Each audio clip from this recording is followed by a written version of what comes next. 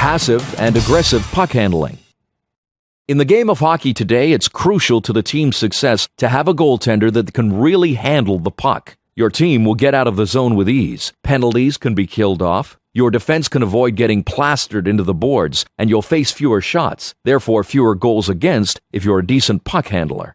Puck handling can be classified into two distinct disciplines: passive and aggressive. Passive puck handling involves aspects like setting the puck up, handling dumps, and making safe, intelligent passes. Aggressive puck handling involves more strength-related aspects like loose puck clears and shooting the puck on both the forehand and the backhand. Passive puck handling skills. Setting up pucks. This will vary depending on the situation, but generally, you should place the puck away from the boards and net so the defense can easily pick it up on the forehand without impaling themselves with their stick. If you have stopped the puck on a dump around, leave it about a foot away from the end boards centered in the middle of the net. If you have stopped a puck that has been dumped to the side of the net, set it up on the goal line about 4 or 5 feet to the side of the net. This is the best place to leave the puck for the defense because they have several escape options.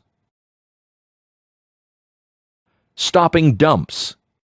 What technique you decide to use depends on the speed of the puck. On a hard dump to the glove side, skate in a direct way as quickly as possible to a spot right behind the net, jamming your stick into the boards. As this happens, your body will also jam into the boards with your shoulders square to the oncoming puck.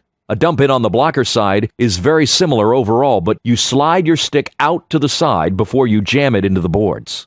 Angle your stick slightly so that if the puck does bounce off your stick, it ends up going towards the boards, not the back of the net. Leave the puck in a proper position and return to your net quickly. When the puck is released, you need to make a quick decision on the method you'll use to stop the puck behind the net. Notice how Scott always looks up ice as he goes back to stop the dump. This will also give him important visual information about the amount of pressure coming and tell him where the puck can be moved to if necessary. If it is pretty hard, you should stop the dump as we have shown you. If the dump is slow enough, smart goaltenders will stop the puck behind the net within a shooting position because this allows you to play the puck once you've stopped it. If the dump in is slow enough, you should always use the shooting position to stop the puck.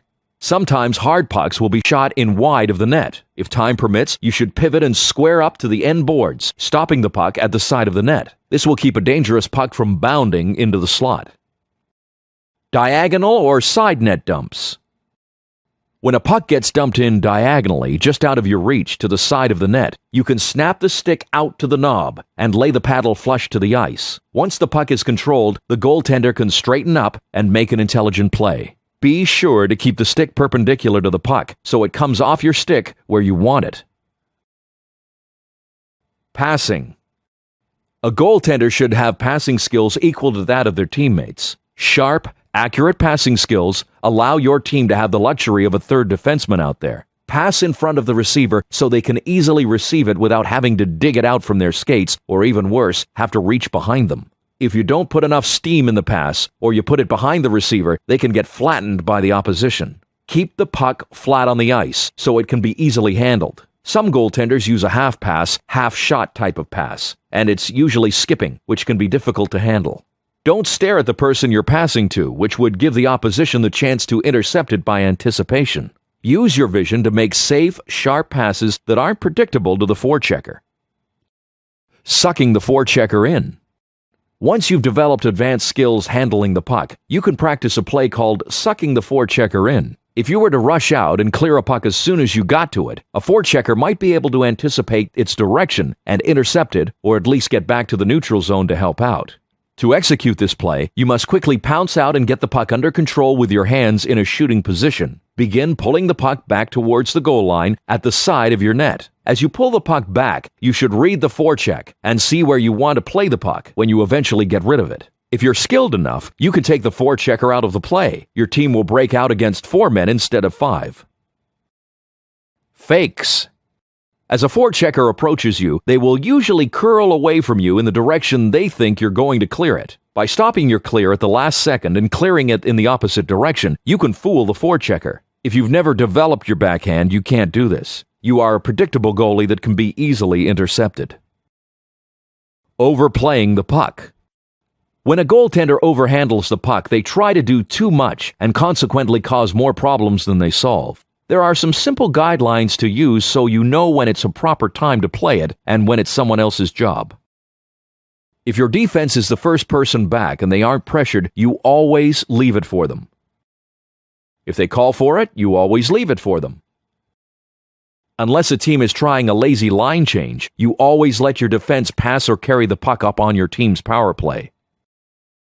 If you aren't sure if your winger is on the half boards, you never blindly wire it around the boards. If your defense tells you to play it or they're really under pressure, then you must play the puck. Aggressive puck handling. Shooting. Today, the goaltender not only can shoot the puck, but must be able to shoot it. The goaltender can turn dangerous loose pucks into routine dump-outs. In fact, the goaltender can become a third defenseman. The actual skill of shooting is the product of repetition and strength. The forehand. Grasp the stick in the shooting position with the blocker hand on the knob, trapper grabbing the shaft above the paddle. You can use a standard grip with the trapper or experiment with the reverse grip, which Blake is using here. With the trapper, you must grab the shaft with a great deal of force. If your glove is too large, has too much padding, or you're too weak to get a firm hold, you won't be able to let the missile go.